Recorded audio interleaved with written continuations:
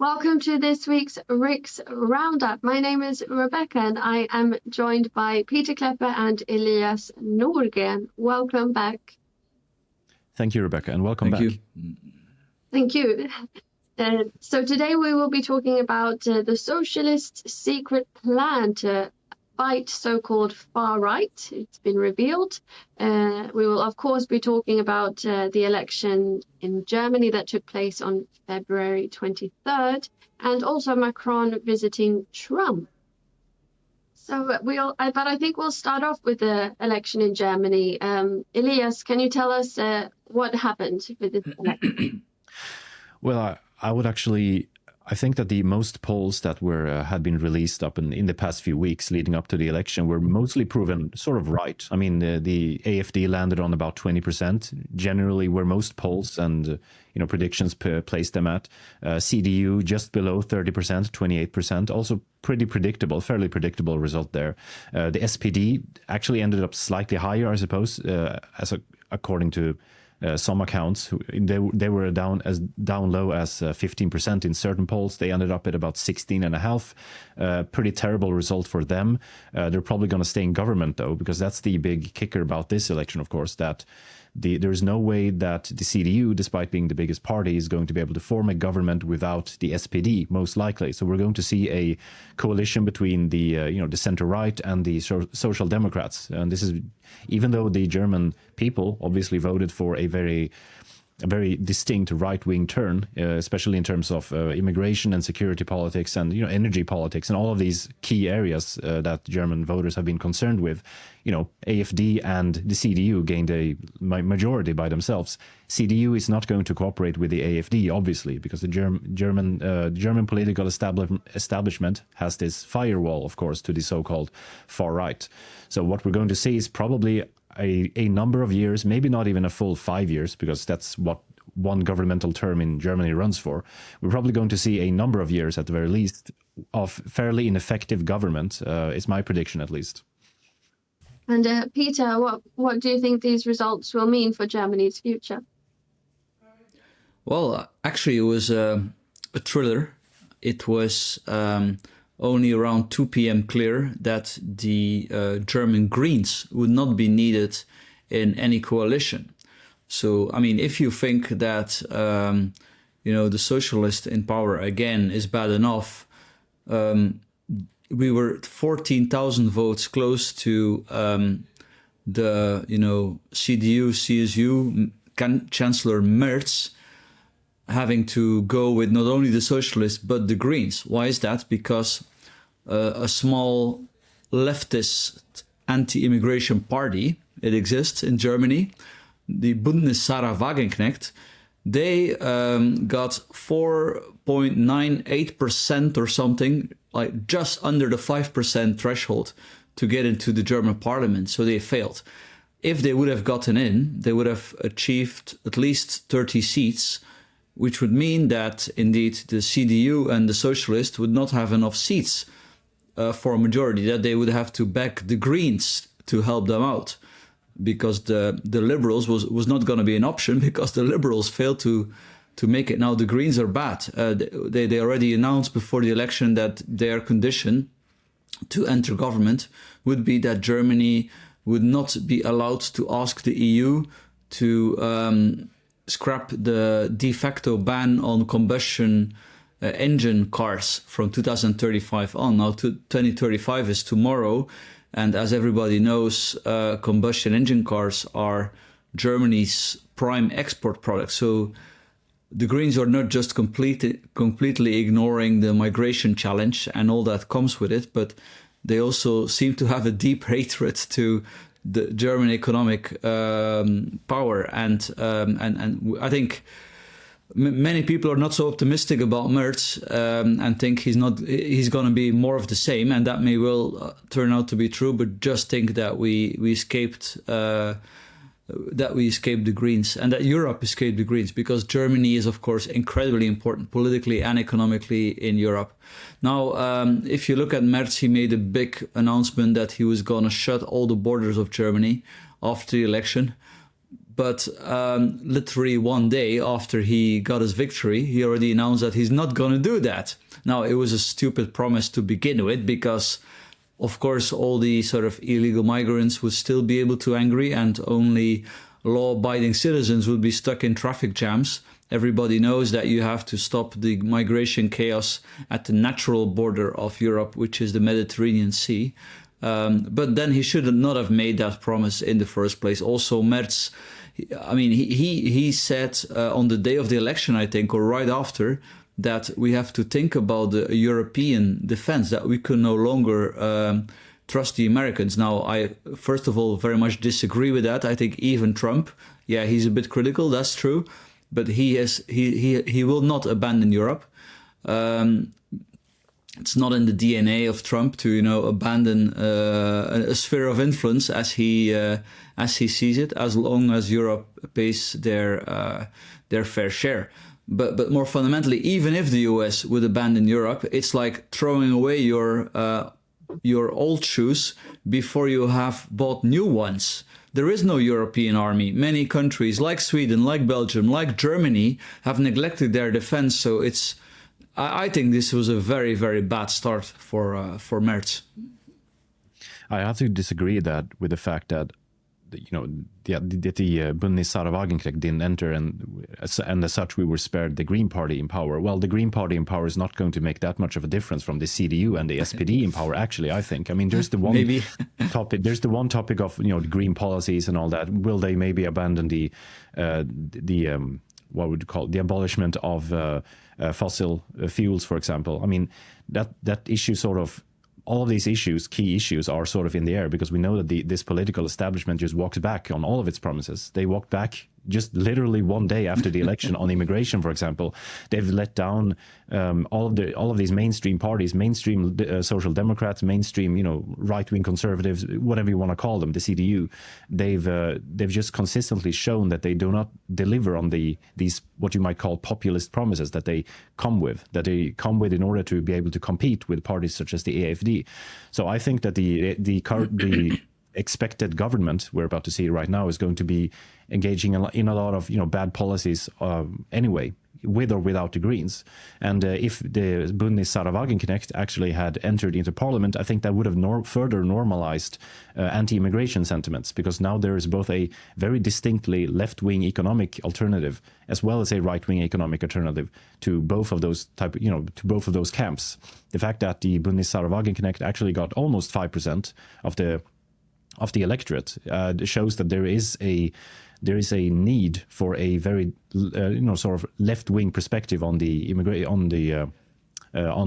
there's a need for a left-wing nationalist party, essentially, and I think that's something that German politics should be able to respond to. Now, something that was very controversial was actually that they raised the threshold for when parties are allowed to enter the Bundestag to begin with. They raised it from, I believe, 4% to 5%, and this was almost explicitly in order to prevent the BSW from entering parliament.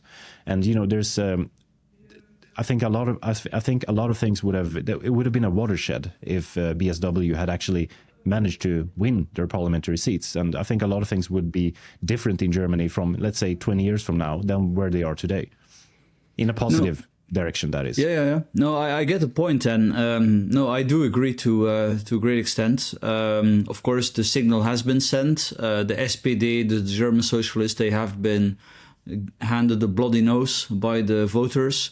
They only have to look north at Denmark, where you have a leftist prime minister that is also firm on immigration. It's not rocket science. Let's hope that they will now do that. I mean, I do think that typically, politicians, they throw away like difficult promises, but like easy promises, like not unwinding the combustion engine ban, or continuing without nuclear power. I mean, I think thanks to the fact that the Greens are not in government, this is going to be a higher chance that we will, return to economic sanity in Germany. But yeah, I mean, we'll have to see, I guess. Well, if they only look further north to Sweden, for example, where we have a right-wing government with support of the Sweden Democrats, the nationalists, then even then the government hasn't really been enacting all of these things that they've been promising. So the mainstream right, so to speak, the mainstream right-wing liberals, whatever you want to call these parties, that the CDU is probably a part of, can be considered a part of, they don't really deliver on any of these promises. They're not going to build new nuclear power. They're not going to be able to conjure that up out of thin air, and they're not going to really defy the EU's power either. All of these things that the voters expect them to do, and that they would normally cast their vote on AFD to do, they're just not delivering on any of these things right now. And I think that what Europe needs are more parties like BSW and AFD.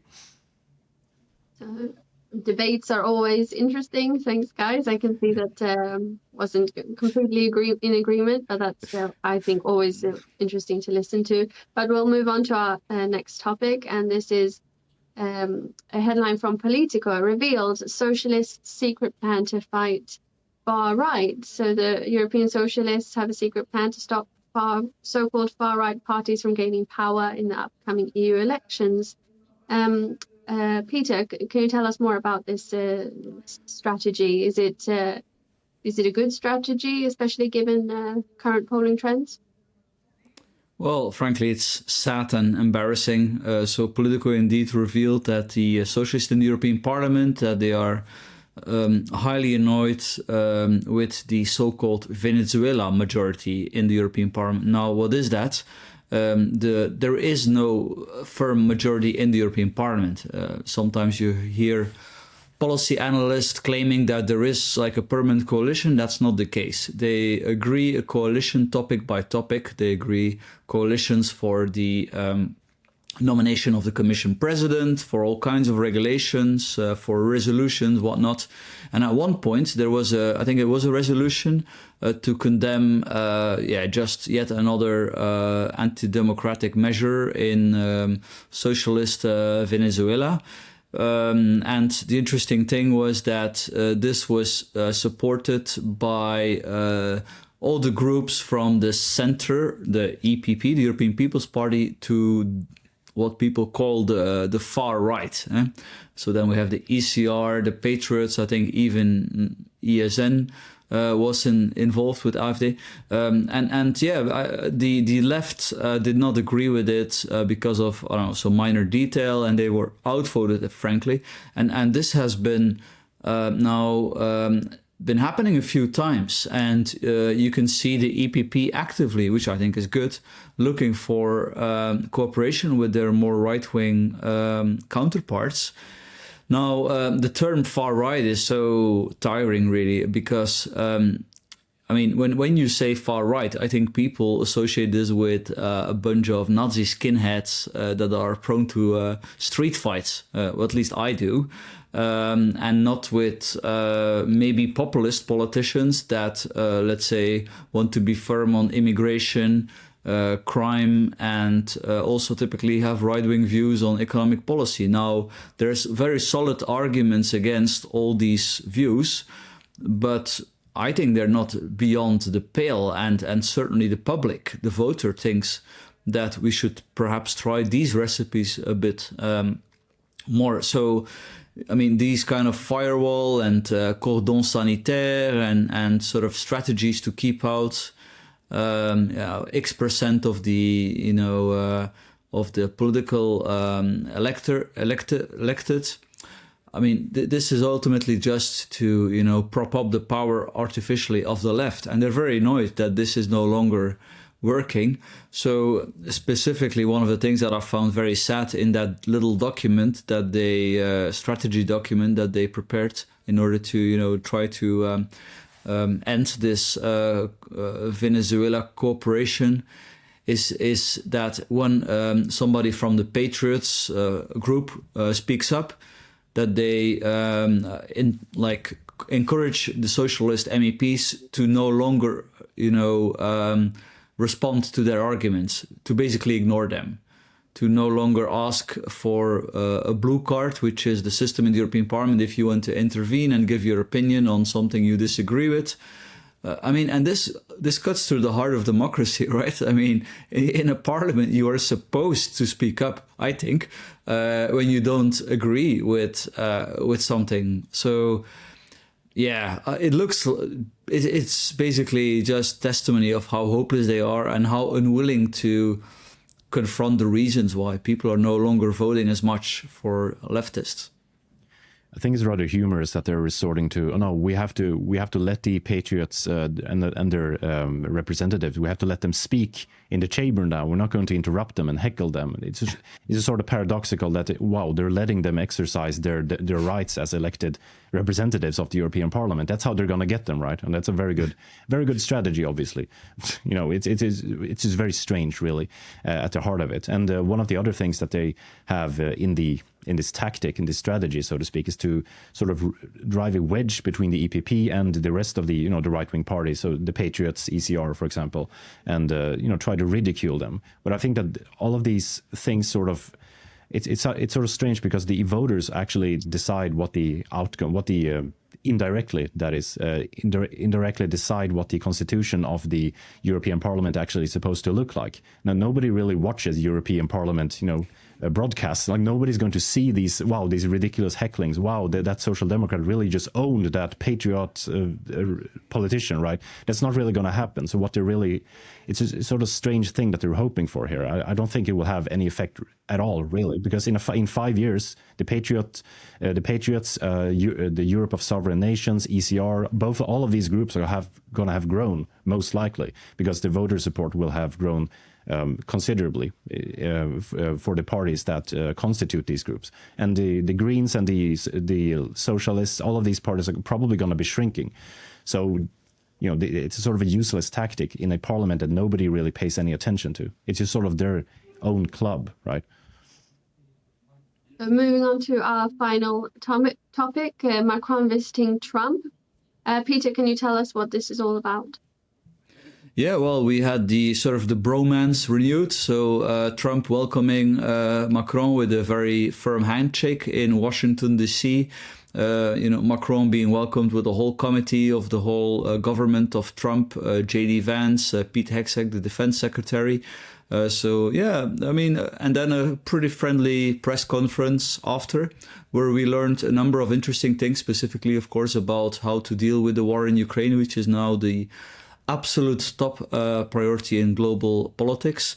What we learned was that Trump claimed at the press conference that Putin would be open to peacekeepers being posted after the ceasefire if it materializes. We'll have to see if that's true, of course, but that's interesting.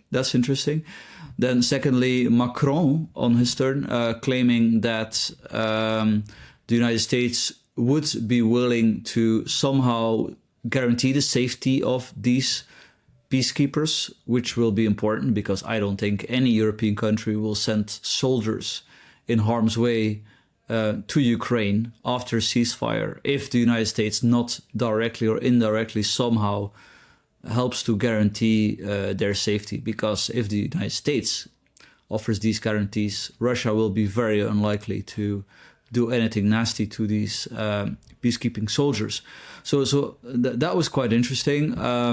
People picked up that Macron has been correcting Trump on the claim of payments to Ukraine. Trump probably has been exaggerating a little bit there. I think he claims that the United States has been transferring 3 times as much as Europe. But I think the truth is that, of course, whatever Europe has done, and Europe has been helping Ukraine a lot, I mean, it would not have made much of a difference without the US military support. If only you look at the production of fighter jets in Europe, it's heavily dependent on the US, maybe with French production as an exception. Europe has been neglecting its defense. In a way, Trump may be wrong on the nitty-gritty of the actual figures, but he's absolutely right that any support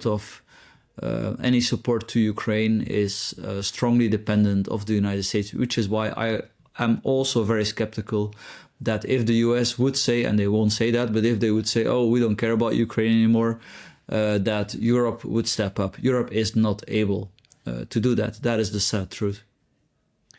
I think it's just a relief that after 3 years, this is the third, and just almost on the day of the third anniversary of this, the invasion, actually, that we're actually about to reach a conclusion to this chapter of our history, hopefully at least.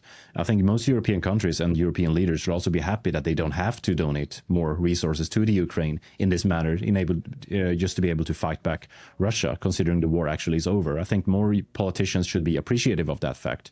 Instead, they're trying to make